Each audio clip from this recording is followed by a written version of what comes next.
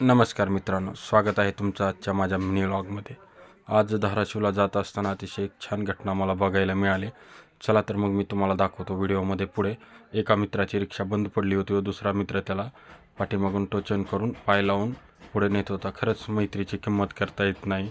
मित्र वनव्यामध्ये गारव्यासारखा म्हणतो ते अतिशय योग्य या ठिकाणी मला पाहायला मिळालं।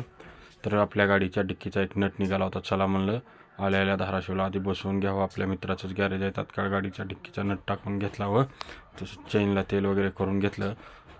स्टार्टर घ्यायचा होता मोटरसाठी। चला म्हणलं एक स्टार्टर बी लगेच लगावात घेऊन ठेवावा। स्टार्टर घेतला आणि भाऊला आपल्या चष्मा घ्यायचा होता। चष्म्याचा नंबरही वाढला होता। चला म्हणलं चष्मा वगैरे घेऊन व्यवस्थित एक चांगला चष्मा घेतला।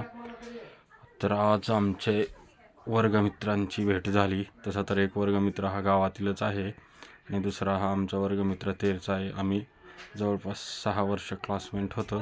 खरंच मैत्रीचं मोल करता येत नाही। अतिशय छान असं मित्राला भेटून वाटलं। SBI मध्ये जाऊन चला एक चेक टाकायचा होता। एक मशीनमध्ये जाऊन अकाउंट नंबर वगैरे टाकून चेक डिपॉझिट केला। जायच्या पुढं चला खरबूज वगैरे घ्यावे म्हणलं थोडेसे।